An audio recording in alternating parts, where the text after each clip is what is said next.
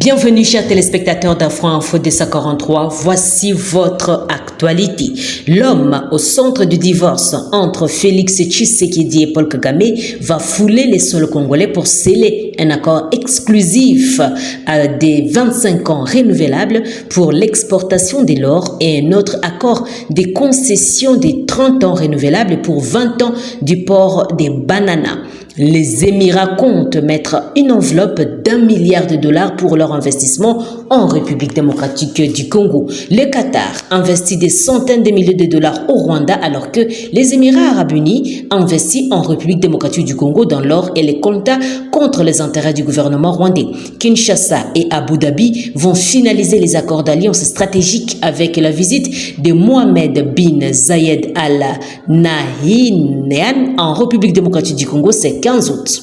Cette visite des MBZ à Kinshasa s'inscrit dans les cadres de lune de miel entre Tshisekedi et MBZ dans les domaines miniers. Notons qu'un accord exclusif de 25 ans renouvelable accordé à Primera Group des Émirats arabes unis ne monopole d'exportation de l'or et du coltan.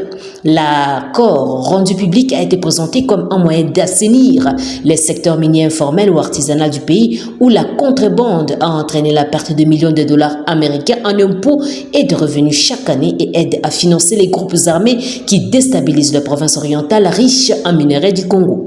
Les autorités de la RDC se sont félicitées d'avoir réussi en 6 mois à exporter 2 tonnes d'or issues des mines artisanales vers Émirats arabes unis.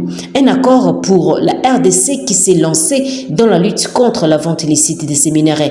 Avec ces résultats, c'est la première fois que le flux financier pour l'achat et la commercialisation de l'or artisanal sont rapatriés dans le circuit bancaire congolais. L'or exporté provient des mines artisanales de la province du Sud Kivu. La région était une passoire pour le pays voisin contre le Rwanda. Selon les rapports des Nations Unies, 99% de l'exportation de l'or artisanal s'opérait de manière frauduleuse. En 2022, la République démocratique du Congo n'avait pu exporter que 32 kilos d'or artisanal officiellement. Joseph Baziba, le directeur général des Primera Gold, la co-entreprise qui exporte le minerai, se frotte les mains et les 2 tonnes exportées représentent 80 ans des exportations de la province, affirme-t-il notre Africa Intelligence. Autre chose, Ouganda était en 2016 le premier pays africain qui exportait ses agents de sécurité à l'étranger avec la société privée Sarasan Ouganda, chargée de protéger les ambassades des installations américaines en Irak et en Afghanistan. Aujourd'hui, l'Ouganda a perdu sa place dans les services de sécurité privés sur le plan international au profit du Rwanda et de redoutables Wagner. UPDF veut donc récupérer les services célèbres de Sarasen Ouganda et les concurrencer les Rwanda qui a déjà offre ses services au Mozambique, à la République centrafricaine, mais aussi au Bénin.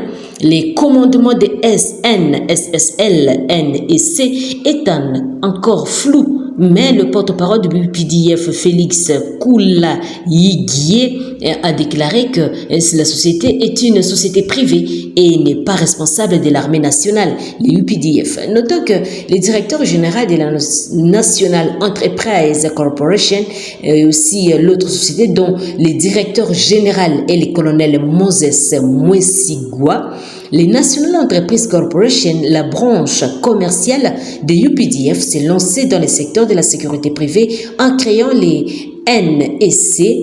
Le 14 juillet 2023, cette société a officiellement ordonné les gardes de sécurité NEC à de l'école de formation de Katougou. Et le colonel Moses Mwesigwa, directeur général de la SSL, a déclaré qu'ils fourniront les services de garde des espèces et aussi des métaux précieux en transit et les services d'escorte VIP, la société canine des services d'intervention rapide, des enquêtes et des contenus de lutte contre les incendies de sécurité électronique électronique. Ces gardes privés interviendront au niveau national et international dans les domaines de l'agriculture, des transports de bois et des minerais, de protection des infrastructures pétrolières, gazières, naissantes et de la sécurisation des mines, de l'acquisition ou de l'achat d'actions dans les entreprises et leurs filiales et l'acquisition des investissements dans les assemblages de moteurs et des immobiliers. Note Congo virtuel.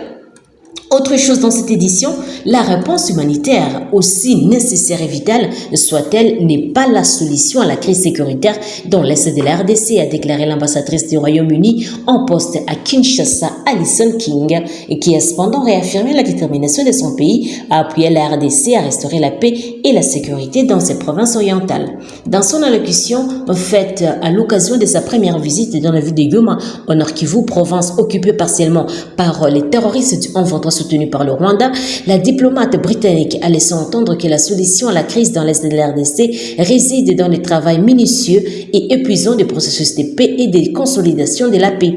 Et si c'était facile, ce serait déjà fait. Aujourd'hui, bien sûr, beaucoup de travail avec le facilitateur, le président Kenya, pour donner un nouvel élan à ses efforts, a-t-elle indiqué, précisant que le Royaume-Uni est un ami de la RDC et défend sa souveraineté et son intégrité territoriale.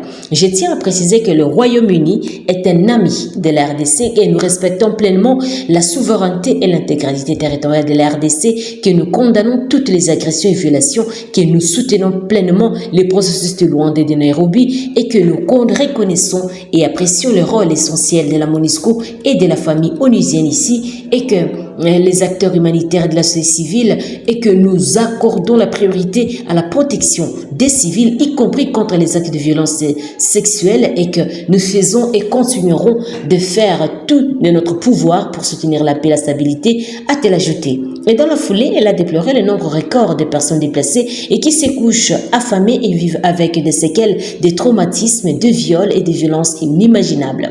Et j'ai vu cette réalité de mes propres yeux plutôt aujourd'hui, et j'ai été témoin du courage et de la résilience des femmes et des hommes contre toute attente, a-t-elle affirmé, et se disant fière du soutien de son pays, et continue à apporter, y compris de nouveaux programmes d'aide humanitaire de 26 millions de dollars américains annoncés cette année pour la RDC. Alison King a aussi salué la récente décision des Nations Unies d'intensifier sa réponse à la crise humanitaire dans l'Est de la RDC. Selon elle, il est essentiel de mettre tout en œuvre pour soutenir sa mise en œuvre, notamment en accordant un accès humanitaire. Ici, en Orient, la promesse des périls sont tous très clairs. Les risques et les conséquences des décisions imprudentes à courte vue ou égoïstes sont supportés immédiatement et terriblement par les civils innocents. Et de l'autre côté, des décisions judiciaires, une patience stratégique et un rétablissement de la paix déterminée peuvent libérer la promesse.